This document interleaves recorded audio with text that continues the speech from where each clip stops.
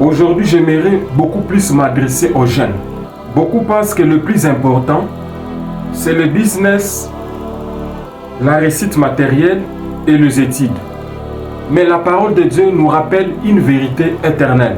La véritable richesse, ce n'est pas ce que nous accumulons sur cette terre, mais c'est ce que nous préparons dans les royaumes des cieux. Le livre de Matthieu 19, 21, c'est Jésus-Christ qui dit aux jeunes riches. Il lui dit, va, vends tout ce que tu possèdes, donne-les aux pauvres et tu auras un trésor dans le ciel. Puis viens et suis-moi. La Bible dit bien que ces jeunes respectaient tous les commandements de Moïse, voire toute la loi de l'Éternel. Et il était tellement riche et il avait beaucoup de biens. Mais je vais te révéler une chose. Cette richesse que la Bible est en train de parler dans la révélation bien-aimée, ce n'est pas la richesse matérielle, mais c'est la connaissance de la parole de l'Éternel que ce bien-aimé, que ces jeunes avaient, mais qui ne voulaient pas partager avec le pauvre.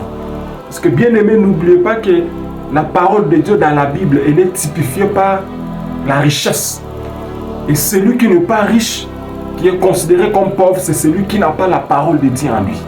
Et je vous assure que ce bien-aimé, ce jeune riche, il avait la connaissance de la parole de Dieu, veut dire il avait la richesse céleste de Dieu, mais cette richesse-là, il ne voulait pas partager avec le pauvre, il ne voulait pas partager avec le païen la connaissance de la parole qu'il avait. Je vais te donner un passage biblique qui démontre bien que la parole de Dieu, la connaissance de la parole de Dieu ou l'évangile de Jésus-Christ est une richesse bien-aimée.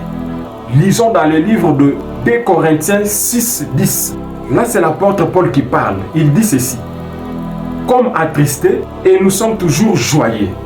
Comme pauvres, et nous enrichissions plusieurs. Comme n'ayant rien, et nous possédons toutes choses. Bien-aimé, la Bible dit que dans cet évangile, nous ne serons privés d'aucun don. Veut dire, dans la parole de Dieu, nous avons toute la richesse qui concerne les choses matérielles, mais aussi les choses spirituelles. Je pense que vous avez compris comme moi que ces jeunes qui avaient la connaissance de la loi de Dieu, il était riche, mais il ne voulait pas partager cette connaissance avec le païen. C'est pour cela que Jésus lui a demandé, s'il veut amasser les trésors dans le lieu céleste, il doit partager la richesse qu'il avait avec le pauvre. Il doit annoncer la bonne nouvelle aux pauvres, aux païens, afin qu'ils puissent obtenir un trésor dans le lieu céleste.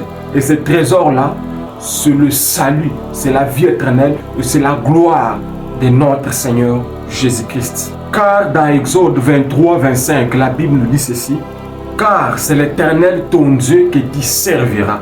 Et c'est lui qui bénira ton pain et ton lot. Bien-aimés, n'oublions pas que le monde et ses convoitises passeront. Tout est vanité sur cette terre, bien-aimés. Mais la parole de Dieu demeure éternellement. 1 Jean 2, 17. Et la Bible dans Marc 8, 36 nous dit ceci. Et que sert-il à un homme de gagner tout le monde s'il perd son âme? Bien-aimé, c'est bien d'être entrepreneur. C'est bien d'être ingénieur comme nous le sommes. C'est bien, bien-aimé, de chercher l'argent. Mais j'aimerais que tu saches une chose, bien-aimé.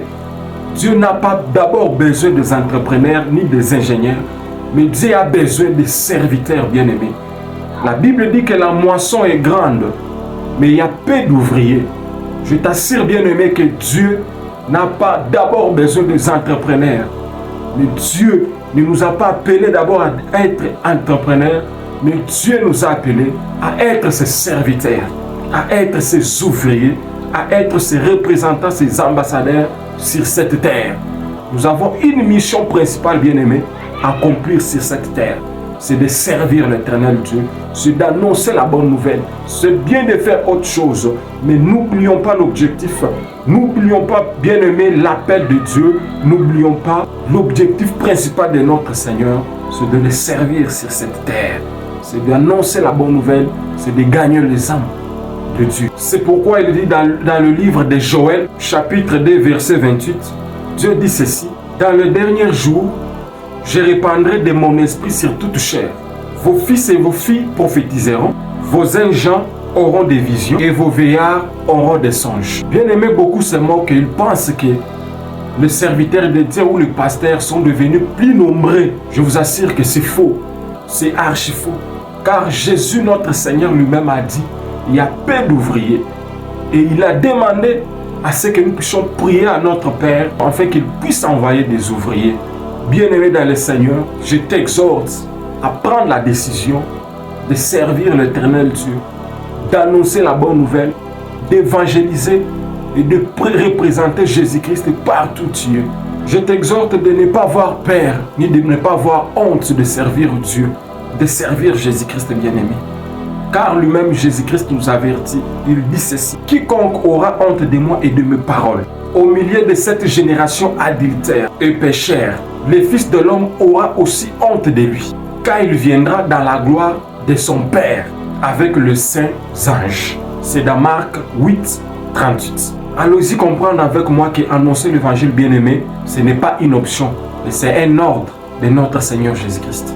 Comme il a dit dans Matthieu 28, 19, allez faites de toutes les nations de disciples, les baptisant au nom du Père, du Fils et du Saint-Esprit.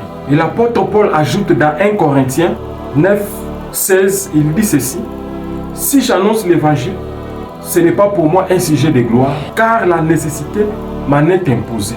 Malheur à moi si je n'annonce pas l'évangile.